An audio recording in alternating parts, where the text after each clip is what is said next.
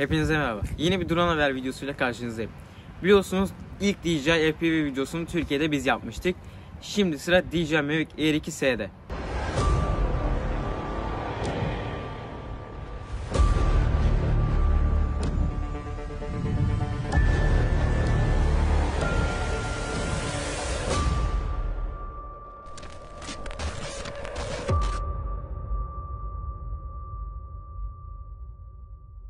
Geçtiğimiz sene DJI Air 2'yi tanıtmıştı. Gerçekten heyecan verici ve o kadar bana kalırsa dünyanın en iyi drone'uydu. Çünkü fiyat olarak Mavic Pro 2 ile aynı fiyattaydı. Hem daha ucuzdu hem de özellikleri yakındı. Hem uçuş güvenliği açısından hem kamera performansı açısından gerçekten iyi bir cihazdı. Şimdi de ikinci bir Air 2 aslında. Hani iPhone'larda oluyor ya, 7S mesela, bu da Air 2S gibi biraz daha gelişmişi, fakat bir ürün değil. Mesela Air 3 gibi bir ürün değil.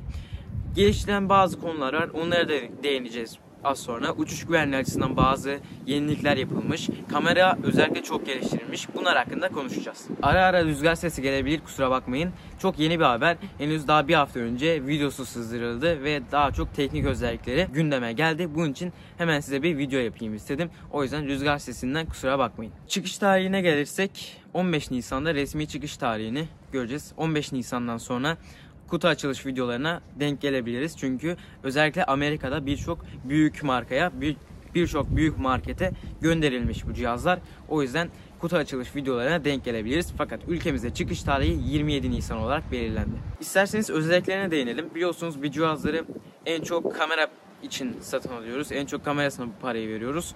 Kamerası gerçekten geliştirilmiş. 1 inçlik bir sensör bulunuyor kamerasında. 4K 60 FPS yapabiliyoruz tabii ki. Akıllı HDR diye bir özellik geldi. Akıllı HDR ne oluyor?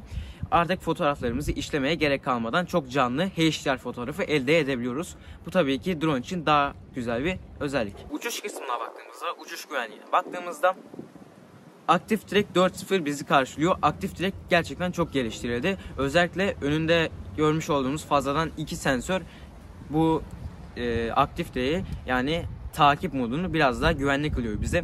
Mesela bir araç takibi ya da kendimizi takip ettirdiğimizde acaba dala çarpacak mı ya da elektrik tellerine girecek mi drone diye düşünüyorduk. Bu da gerçekten iyi bir özellik oldu. Kafamız biraz daha rahat takip ettirmiş olacağız. Bunun dışında Master Shot diye bir özellik geldi. Bu özel bir çekim modu. Burada Master Shot'ı seçtiğinizde özellikle mesela araç olabilir. Araç çekimlerinde çok kullanılıyor ya da bina olabilir. Biz bu videoları yapmıştık. Kartları da eklerim, oradan ulaşabilirsiniz. Seçtiğiniz nesne kendiniz olabilir, herhangi bir nesne. Orayı seçiyorsunuz aynı diğer çekim modları gibi. Daha sonrasında gimbal oraya kilitleniyor ve siz ne hareketi yaparsanız yapın gimbal orada sabit kalıyor. Geri gidebilirsiniz, ileri gidebilirsiniz ama gimbal her zaman sabit kalıyor. Yani o nesneye bakıp kalıyor yani. Gerçekten güzel bir özellik. Bunu biz manuel olarak yapmaya çalışıyorduk ama böyle bir çekim modunun bulunması güzel bir özellik. AirSense'i biliyorsunuz Amerika'da sadece çalışıyordu. Avrupa'ya gönderilen ürünlerde fazla bulunmuyordu. AirSense aslında uçuş güvenliği demek. Mesela gelen bir uçağı görebiliyorduk.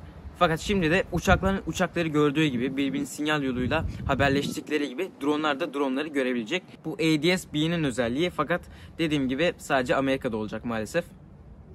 Bizim için değişen pek bir şey olmayacak. Görünümüne baktığımızda birkaç değişiklik fark edebiliyoruz.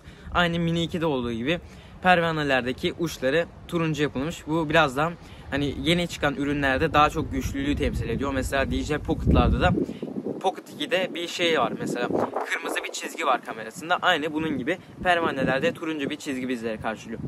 Fark ettiğimiz bir detayda önde bulunan 2 tane sensör oluyor. Bu sensör uçuş güvenliği için çok önemli. Çünkü bildiğimiz bir bilgiye göre sport modunda öndeki 2 sensör çalışabilecekmiş. Yanlarda yine tabii ki sensör yok. Mavic Pro 3'te olacak fakat o da seneye kalır. Yeni bir cihaz çıktığından dolayı seneye Mavic Pro 3'te yan sensörleri görürüz. Tabii ki en önemli konu fiyat. Fiyat Avrupa fiyatı sızdırıldı. Avrupa fiyatına göre normal paket 1000 Euro'dan satışa çıkıyor. Eğer Fly More Combo tercih ederseniz de 1310 Euro'dan satışa çıkıyor. Tabi ilerleyen günlerde Türkiye fiyatını göreceğiz. Ön siparişle bakalım kaç TL'den çıkacak.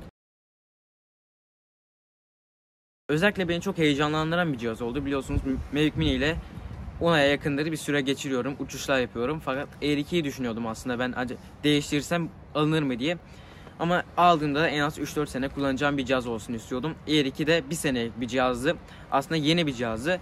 Fakat eksikleri olur mu diye aklımda bir şüphe vardı açıkçası. O yüzden bu Air 2 ise çok önemli bir cihaz oldu. Benim için çok heyecanlandıran bir cihaz oldu.